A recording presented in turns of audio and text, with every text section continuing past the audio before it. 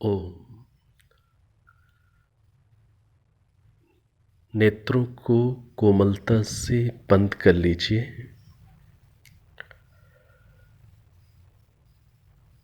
लंबी गहरी सांस भरेंगे, मिलकर ओम का उच्चारण करेंगे।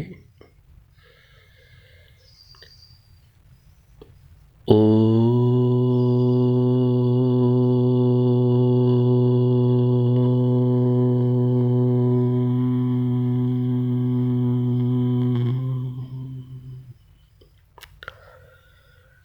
सहना भवतु सहनौ भुनक्तु सह वीर्यं करवावहै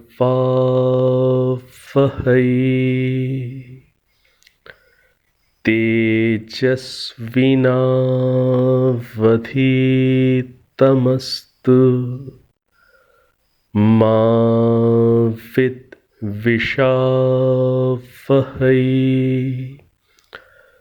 ओम शांति शांति शांति।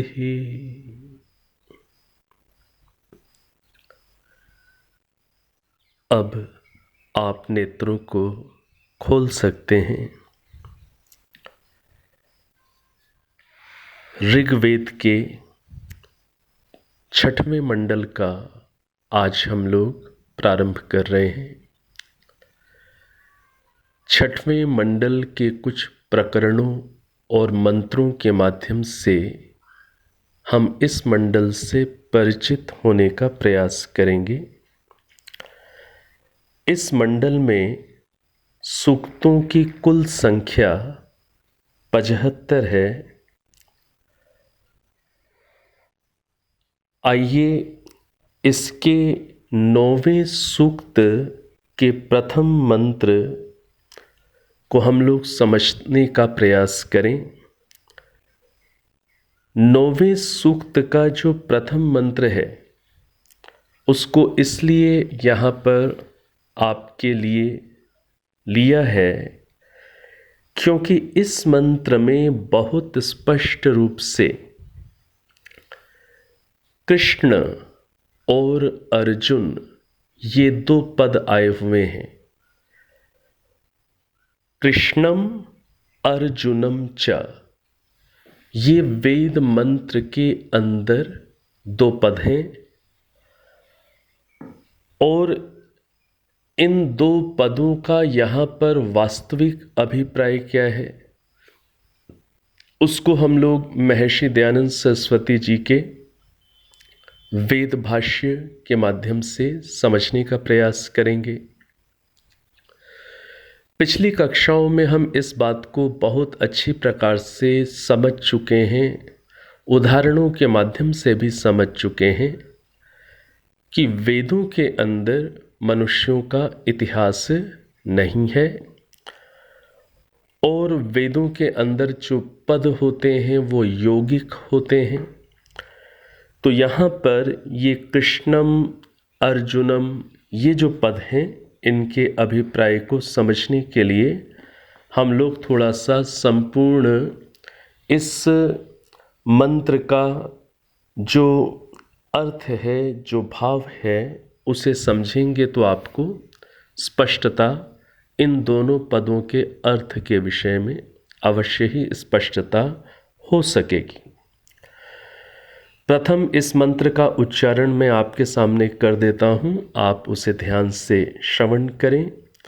इस मंत्र के जो ऋषि हैं भारद्वाज बारहस्पत्यः, देवता है वैश्वानरः और छंद है विराट त्रिष्टुप छंद।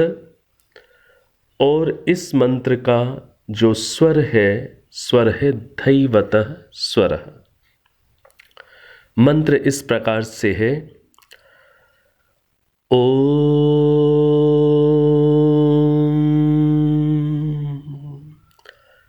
अहश्च कृष्णमहरर्जुनं च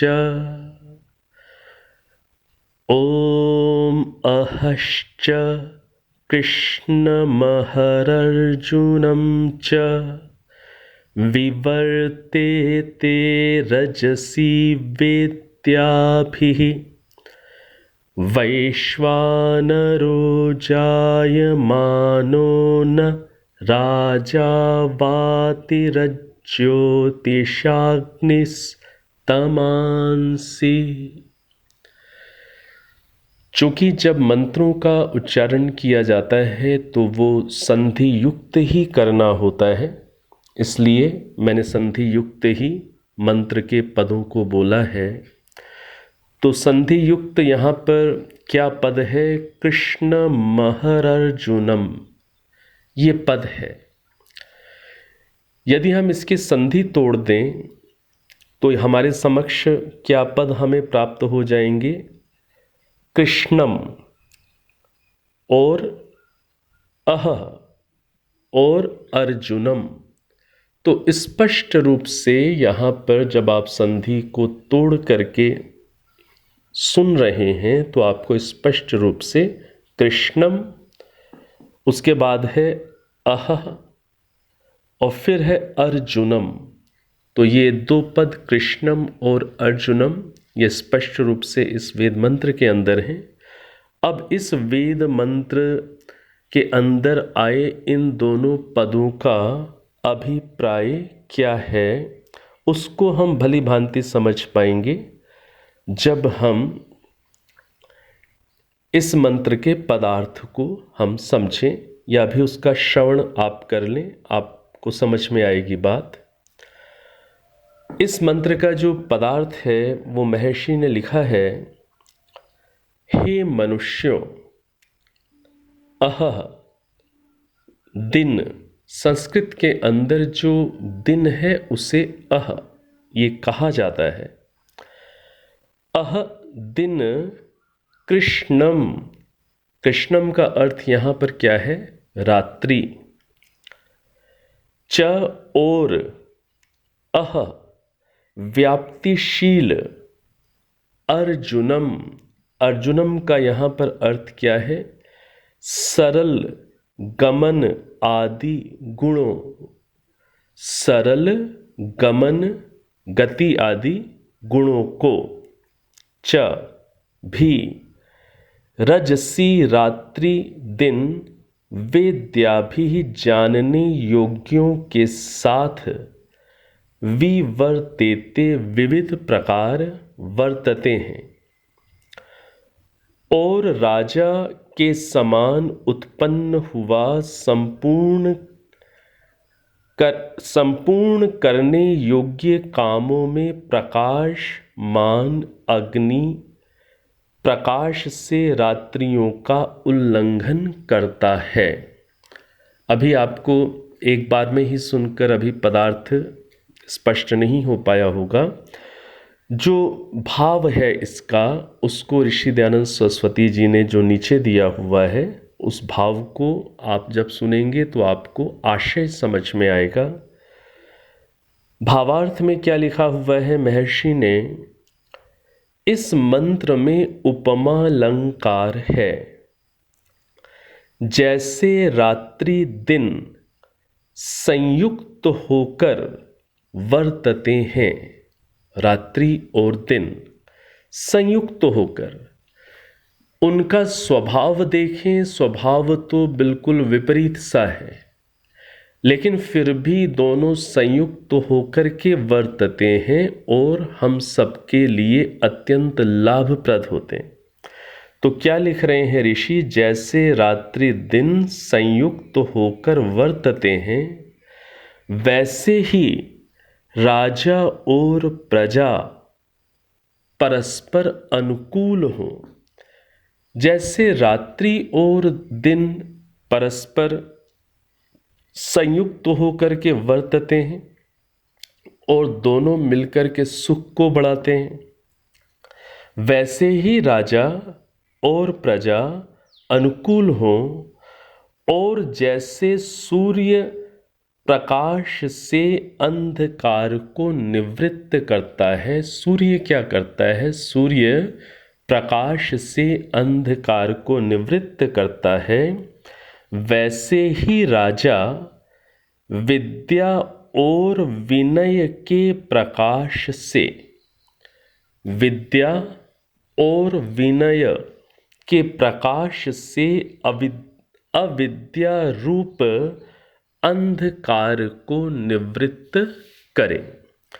तो जैसे सूर्य अपने प्रकाश से अंधकार को निवृत्त कर देता है, अर्थात दूर हटा देता है, वैसे ही राजा विद्या और विनय के प्रकाश से, किसके प्रकाश से?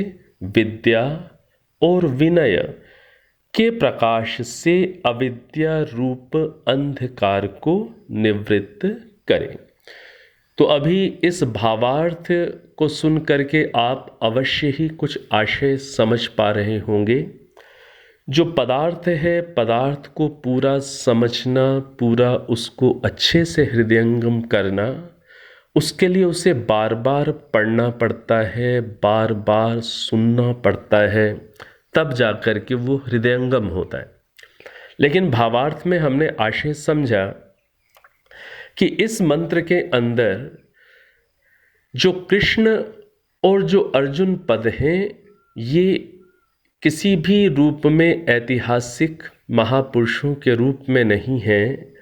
कृष्ण यहाँ रात्रि के अर्थ में है, और जो अर्जुन पद है वो सरलता, ऋजुता और गतिशीलता आदि गुणों से युक्त पदार्थ के लिए है। जो सरल है, जो ऋजु है और जो गतिशील है, ऐसा इन गुणों वाला जो है उसे अर्जुन कहा जाएगा।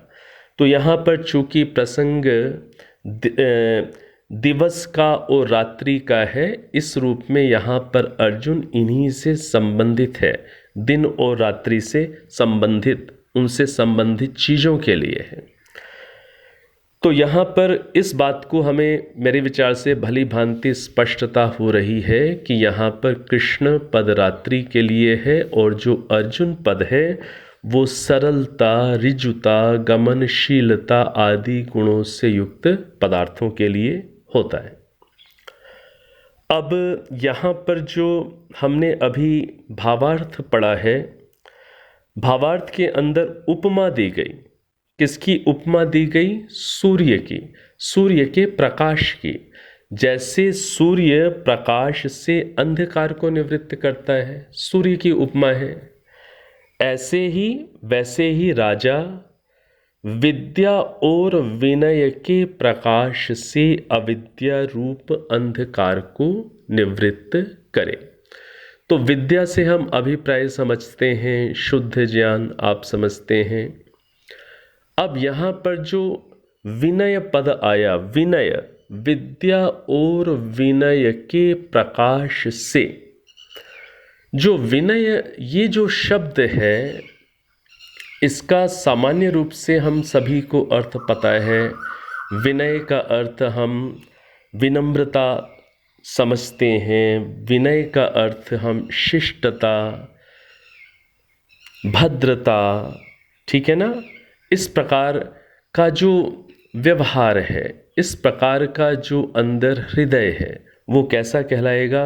विनय युक्त कहलाएगा, विनयशील कहलाएगा।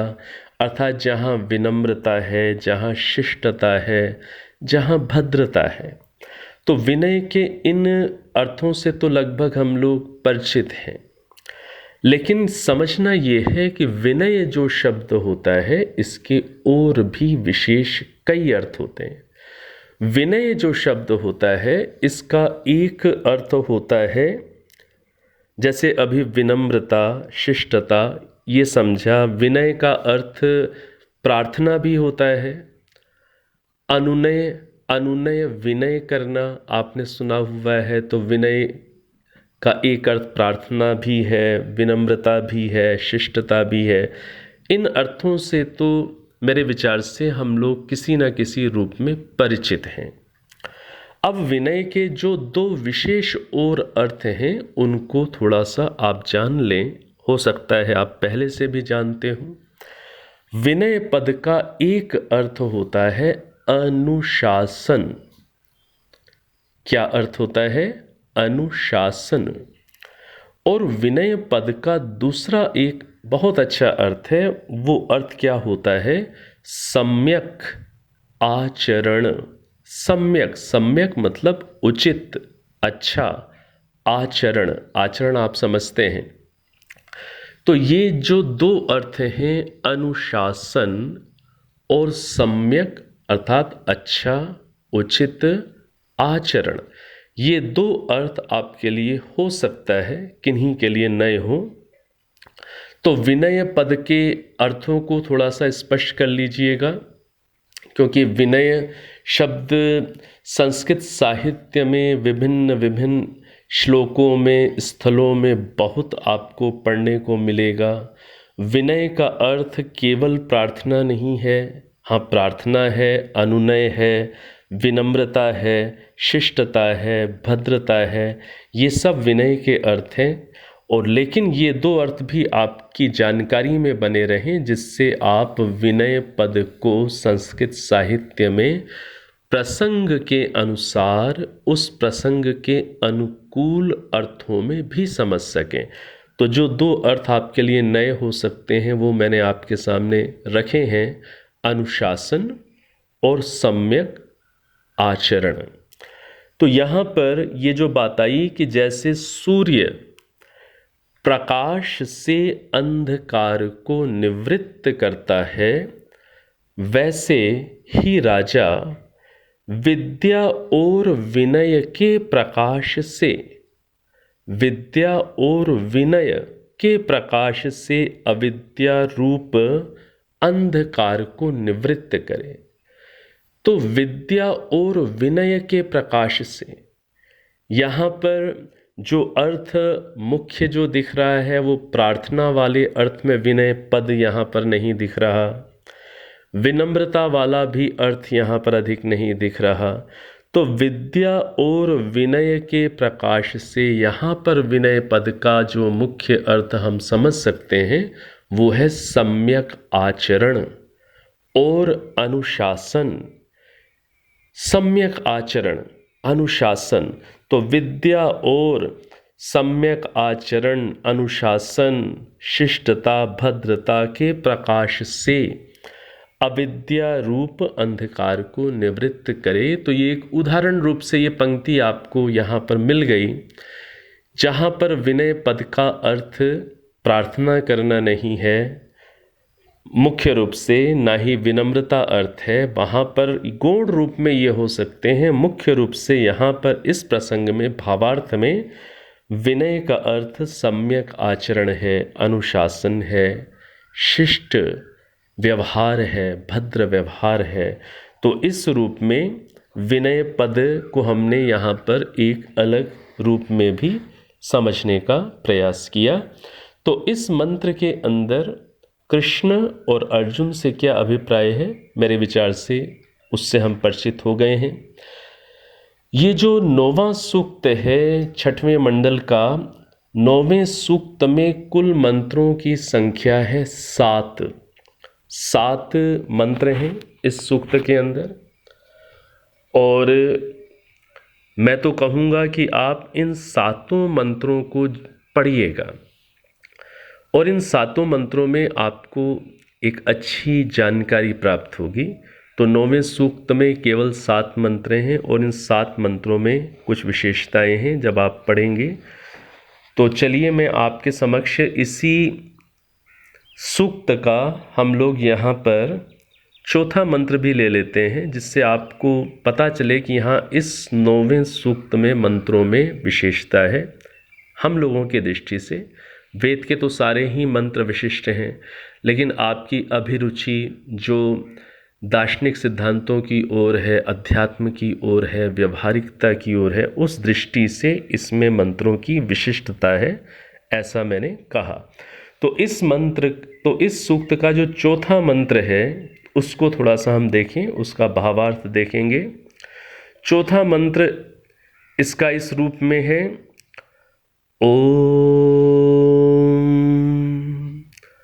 अयं होता प्रथमः पश्यते ममिदं ज्योतिरमृतं मर्त्येषु अयं सजज्ञे ध्रुव आनिषत्तो मर्त्यस्तन्वा वर्धमानः। मैं धीमी गति से ही पाठ करता हूँ जिससे आपको पदों के उच्चारण अलग अलग पृथक रूप से स्पष्ट रूप से आपको सुनाई दे सकें। बाकी जब वेद पाठ किया जाता है, चाहे वो शास्त्रीय परंपरा से है, चाहे वेद के मंत्रों से आहुति देने वाले यज्ञों के संबंध में है, तो वहाँ पर वेद पाठ तीव्रता से होते हैं। तो उसमें जो जानकार होते हैं या जिनके सामने पुस्तक होती है वही पदों को पूरा पकड़ पाते हैं, नया व्यक्ति नहीं पकड़ पाता। तो ये जो मंत्र है, चौथा मंत्र है, इसका मैं केवल भावार्थ आपके सामने प्रस्तुत कर रहा हूँ। जैसा ऋषि ने लिखा है शब्दशः वैसा ही। ऋषि लिखते हैं, हे मनुष्यों, इस शरीर में दो चेतन नित्य हुए जीवात्मा और परमात्मा वर्तमान है। हे मनुष्यों, इस शरीर में दो चेतन नित्य हुए जीवात्मा और परमात्मा वर्तमान है। बहुत स्पष्ट रूप से इस मंत्र के अंदर आया है। आगे लिखते हैं, उन दोनों में एक अल्प और अल्प देशस्थ जीव है। वह शरीर को धारण करके प्रकट होता, वृद्धि को प्राप्त होता और परिणाम को प्राप्त होता तथा हीन दशा को प्राप्त होता है। पाप और पुण्य के फल का भोग करता है। तो ये जीव के विषय में इस मंत्र में इस रूप से संकेत है। द्वितीय परमेश्वर ध्रुव, निश्चल, सर्वज्ञ, कर्म फल के संबंध से रहित है, ऐसा तुम लोग निश्चय करो। तो ये आपके लिए कहीं पर प्रमाण के रूप में उद्धृत करने में भी ये एक आपके लिए अच्छा मंत्र हो सकता है कि ये जो हमारा शरीर है, इस शरीर में दो चेतन तत्व आत्मा और परमात्मा दोनों ही इस शरीर में हैं। और जो आत्मा है वो कैसा है, वो शरीर को धारण करता है, धारण करके प्रकट होता है, वृद्धि को प्राप्त होता है, परिणाम आदि को प्राप्त होता है। और जो परमेश्वर है, ये मंत्र के अंदर स्पष्ट रूप से पद आए हुए हैं। जो परमेश्वर हैं वो कैसे हैं, ध्रुव हैं और वो निश्चल हैं, सर्वज्ञ हैं, कर्म फल के संबंध से रहित हैं। इस प्रकार से हम निश्चय करें, हम ठीक ठीक दोनों तत्वों को समझें। वैदिक सिद्धांत तो यही है कि दो प्रकार के चेतन पदार्थ होते हैं, या यूं आप कहें दो प्रकार के चेतन तत्व होते हैं, एक आत्मा और एक परमात्मा। वैदिक सिद्धांत तो यही है कि चेतन तत्व दो प्रकार के हैं, आत्मा और परमात्मा। लेकिन जब वेद का अध्ययन गंभीर नहीं होता है, उथला होता है, तो कई बार ऐसी मान्यताएं विकसित हो जाती हैं कि एक ही चेतन तत्व है, वो है केवल ब्रह्म, और आत्मा उसी का रूप है, उसी का भाग है, और चेतन तत्व केवल एक ही है। तो ये जो इस रूप में कुछ मान्यताएं विकसित हुई समाज में दिखती हैं, इनकी किस प्रकार से सिद्धांत होते हैं इनके, कि अहम ब्रह्मास्मि, मैं ही ब्रह्म हूँ, मैं स्वयं ही ब्रह्म हूँ। जबकि जो वैदिक सिद्धांत क्या है, वैदिक सिद्धांत ये है कि मैं स्वयं ब्रह्म नहीं हूँ।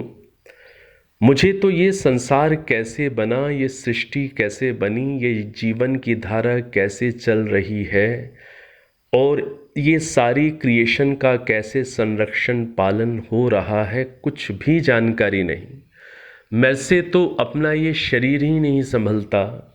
कभी कोई समस्या है, कभी कोई समस्या है और ये शरीर वृद्धावस्था की ओर बढ़ता चला जाता है, हम कुछ भी नहीं कर पाते। तो एक ये जो मान्यता है संसार में प्रचलित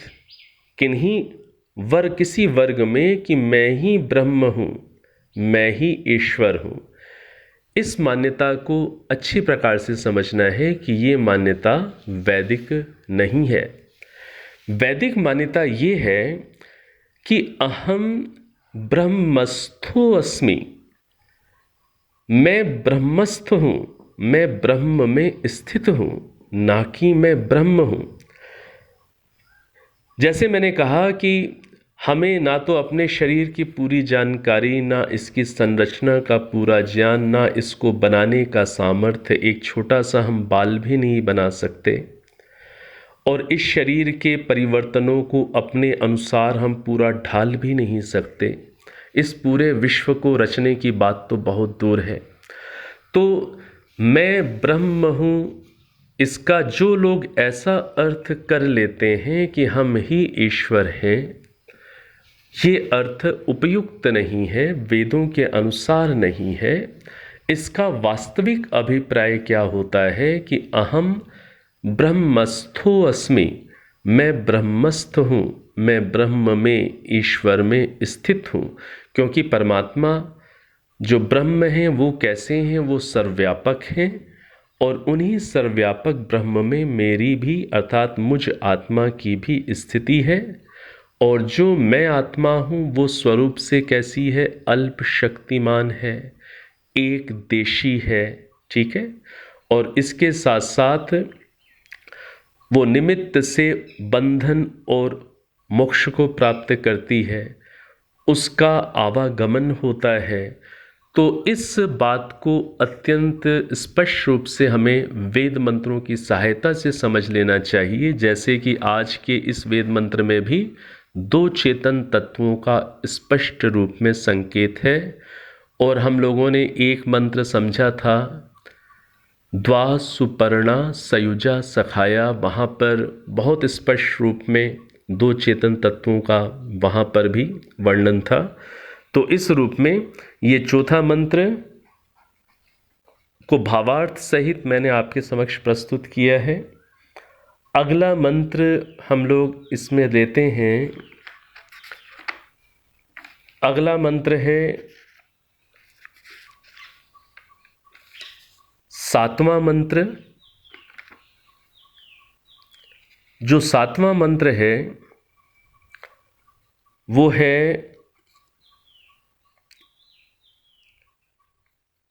ओम विश्वे देवा अनमस्यन् भियानास्त्वामग्ने तमसि तस्थिवांसं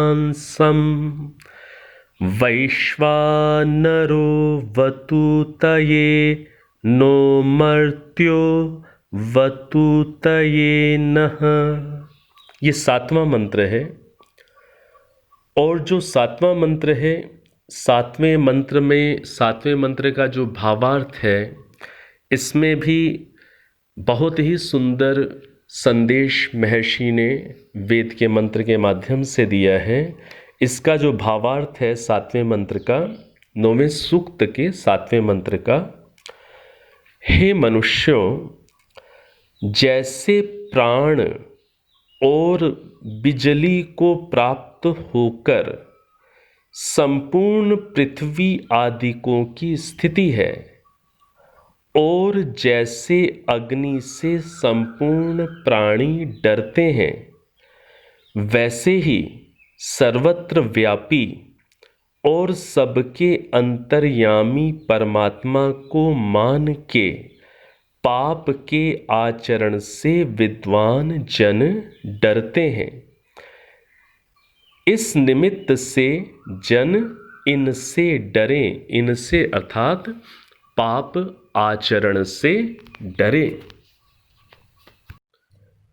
तो यहाँ पर भावार्थ में जो बात कही गई कि जैसे प्राण और बिजली को प्राप्त होकर संपूर्ण पृथ्वी आदिकों की स्थिति है, इससे अभिप्राय ये है कि ये संपूर्ण जो पृथ्वी आदि पदार्थ हैं, पृथ्वी, जल, अग्नि, वायु, आकाश आदि, इन सभी पदार्थों में प्राण तत्व और विद्युत तत्व सूक्ष्म रूप से व्यापक है।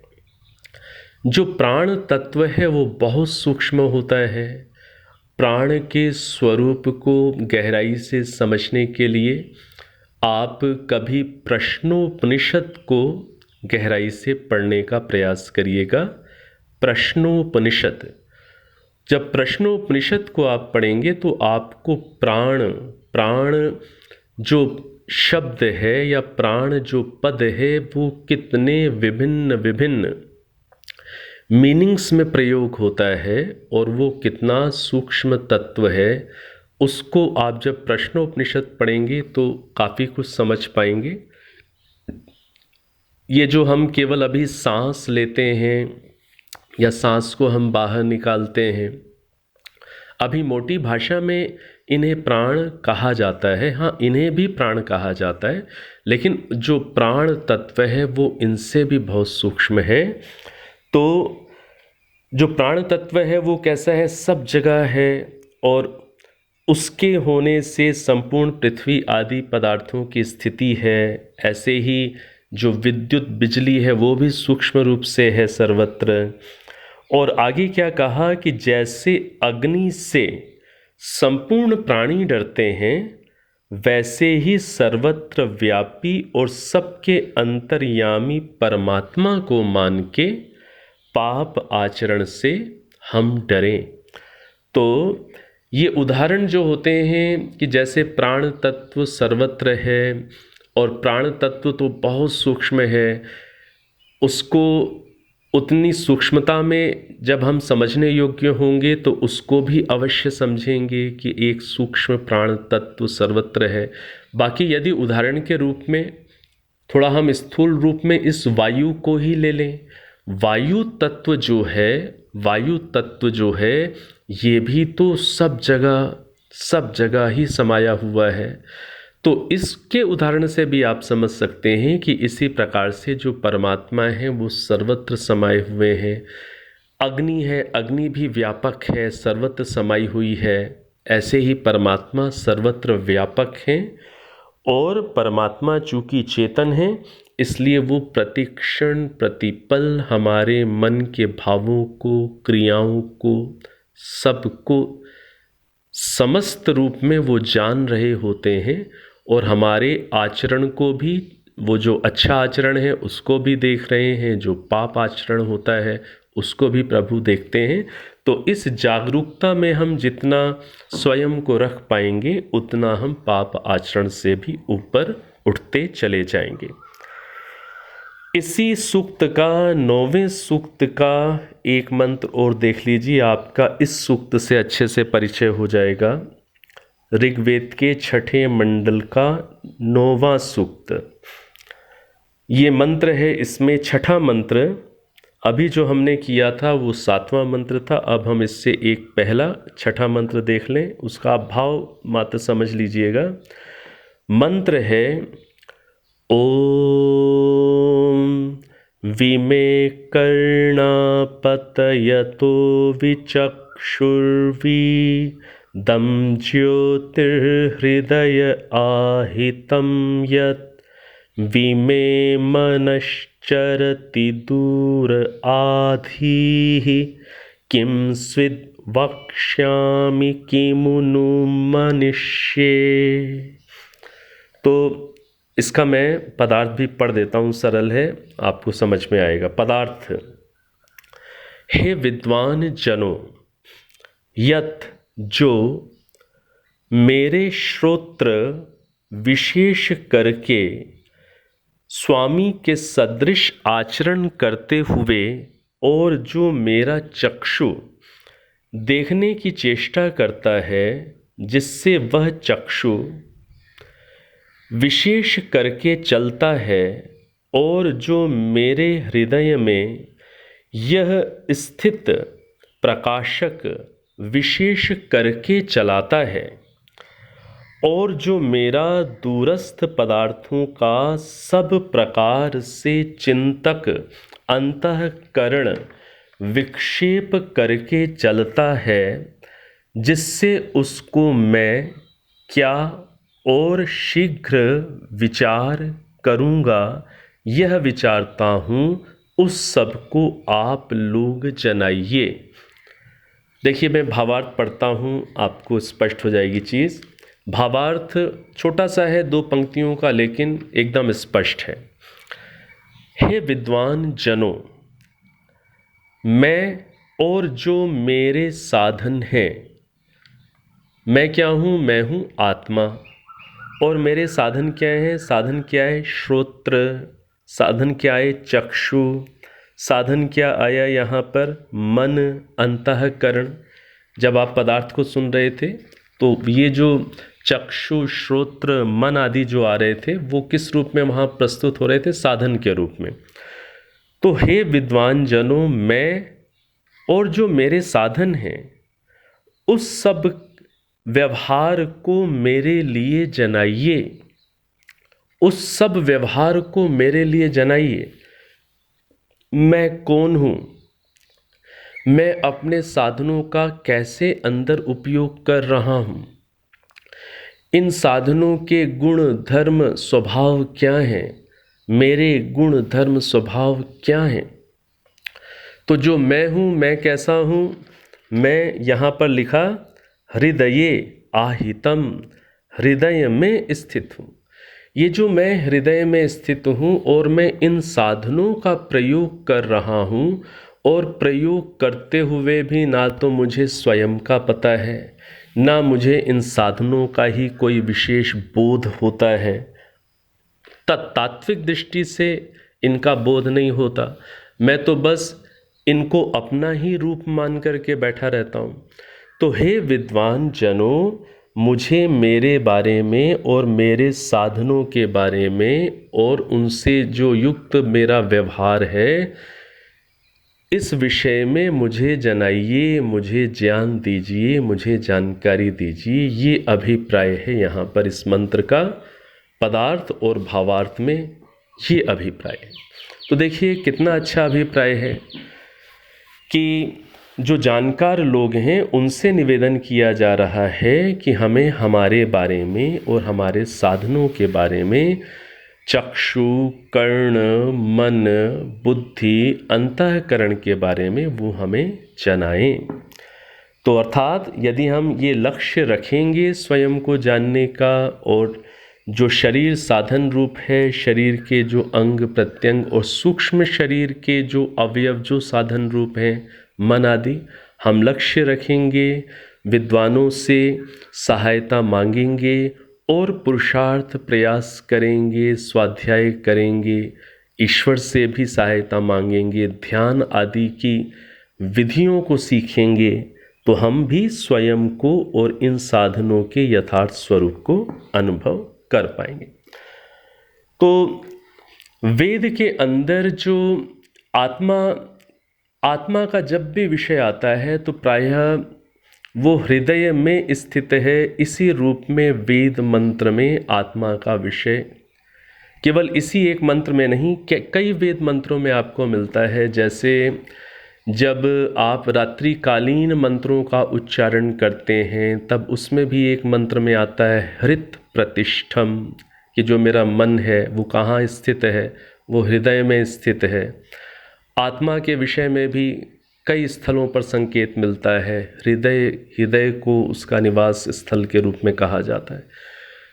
तो महर्षि दयानंद सरस्वती जी ने यहाँ पर जब अध्यात्म का प्रसंग होता है, जब आत्मा का प्रसंग चल रहा होता है, तो वहाँ पर हृदय से अभिप्राय क्या होता है? हृदय से अभिप्राय जो हमारी छाती में बाईं साइड पर जो पंपिंग हार्ट है, जहाँ धक धक होती है, जहाँ से रक्त का प्रक्षेपण होता है, वो जो पंपिंग हार्ट है उसे अध्यात्म की भाषा में हृदय नहीं कहा जा रहा होता। इस बात को अच्छे से स्पष्ट कर लीजिएगा। जहाँ पर शरीर विज्ञान की बात चल रही होती है, शरीर विज्ञान की बात चल रही है, स्वास्थ्य की बात चल रही है, आयुर्वेद की बात चल रही है, हाँ वहाँ पर जो हृदय शब्द आता है वो पंपिंग हार्ट के लिए आता है, रक्त संचालक के लिए आता है। लेकिन जब अध्यात्म का विषय चल रहा होता है, जब अनुभूतियों का विषय चल रहा होता है, जब आत्मा का प्रसंग चल रहा होता है, तब वहाँ जो हृदय शब्द आता है वो किसके लिए आता है? हृदय गुहा के लिए आता है, हृदय अवकाश के लिए आता है, हृदयाकाश के लिए आता है। और महर्षि दयानंद सरस्वती जी ने बहुत स्पष्ट रूप में ऋग्वेदादि भाष्य भूमिका के उपासना विषय में कहाँ पर हम सहजता से परमात्मा को अनुभव कर सकते हैं, इस विषय को उन्होंने उपासना विषय में संकेत इस बात का दिया है। कंठ से नीचे दोनों स्तनों के मध्य में, कंठ जहाँ से कंठ आप समझ रहे हैं, और कंठ से नीचे दोनों स्तनों के मध्य जो गर्त है, तो ये पंपिंग हार्ट वाला पंपिंग हार्ट के लिए नहीं कह रहे हैं, ये उस स्थल को कह रहे हैं। अध्यात्म जगत में जब भी हृदय शब्द आएगा, जहाँ पर आत्मा अनुभूति परमात्मा अनुभूति के प्रसंग में जहाँ पर भी हृदय शब्द आएगा, उसका अभिप्राय होता है हृदयाकाश, हृदय गुहा। और वो स्थान कौन सा होता है? वो स्थान होता है जहाँ पर आप फील करते हैं, जहाँ पर आप भावनाओं को महसूस करते हैं, जहाँ पर प्रेम को व्यक्ति महसूस करता है, जहाँ पर जैसे संतान के प्रति माँ का प्रेम है, पिता का प्रेम है, तो संतान के प्रति जो प्रेम है, प्रेम का भाव आप कहाँ अनुभव करते हैं? क्या आप ऊपर मस्तिष्क में, ब्रेन में अनुभव करते हैं प्रेम के भाव को? देखिएगा, जब आपका जो बहुत प्यारा अपना जो है वो जब आपसे जुदा होता है, वो जब आपसे अलग होता है, तो उस समय आपको भावना कहाँ आती है? क्या ऊपर आती है, ब्रेन के भाग में आती है, अथवा आपको हृदय प्रदेश में आती है? तो आपको जो वो भाव अनुभव में आता है, वो चाहे प्रेम का भाव है या प्रेमी व्यक्ति के, संतान के, किसी अपने के बिछुड़ने पर वो जो भाव जो आपको महसूस होता है, अंदर एक कष्ट सा, दर्द सा, वो जो आपको महसूस होता है, वो कहाँ होता है? वो होता है हृदय प्रदेश में, जिसे हृदयाकाश भी कहते हैं, जिसे अध्यात्म की जगत में हृदय भी कहते हैं। और वो कौन सा है? कंठ से नीचे दोनों स्तनों के मध्य में। वो वहाँ पर पंपिंग हार्ट के लिए नहीं है। तो आपको जो इमोशंस होते हैं, आपको जो फीलिंग्स होती हैं प्रेम की, ठीक है ना, श्रद्धा की, भक्ति की, ये जो फीलिंग्स हैं, अपनत्व की, आत्मीयता की जो फीलिंग्स हैं, ये कहाँ पर हैं? ये फीलिंग्स रूपी जो भाव हैं, ये कहाँ होते हैं? हृदय प्रदेश में होते हैं। और उसी के लिए हृदय शब्द होता है आध्यात्मिक जगत में।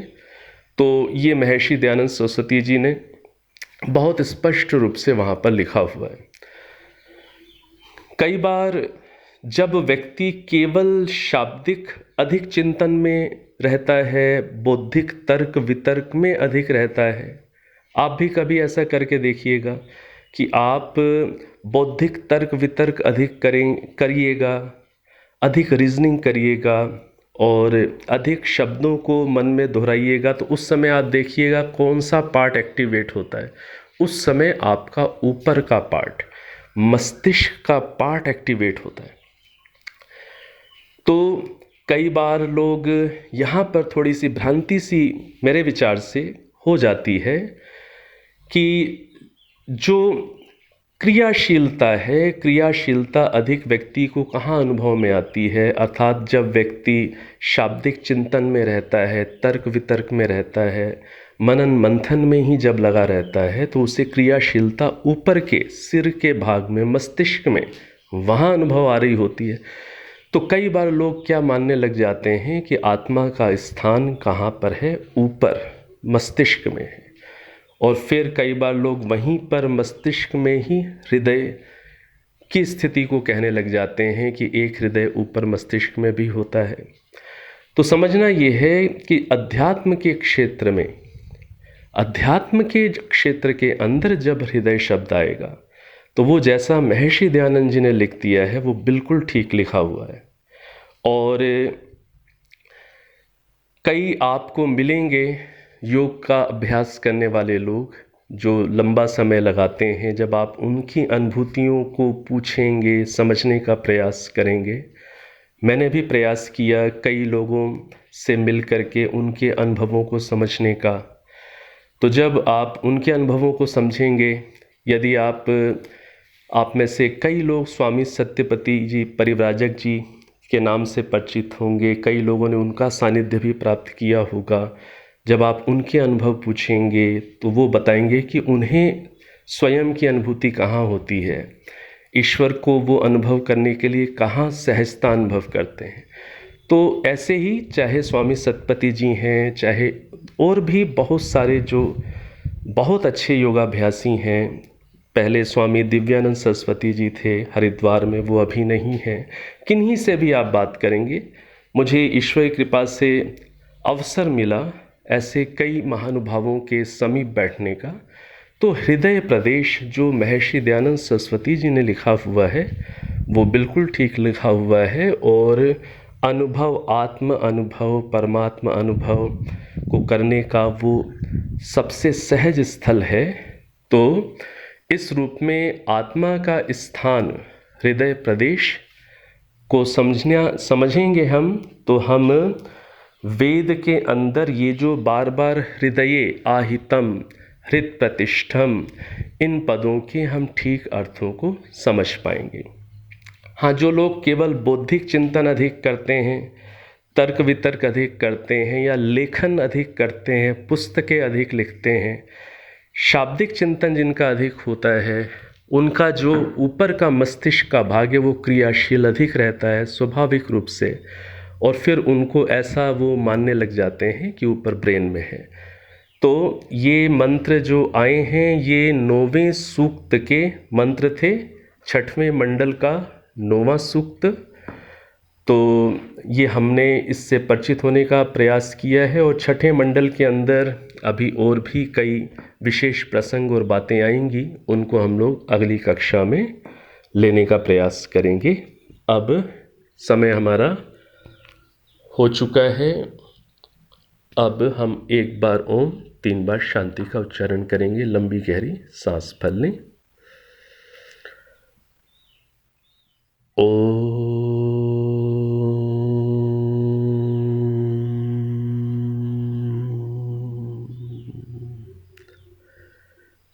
शांति शांति शांति।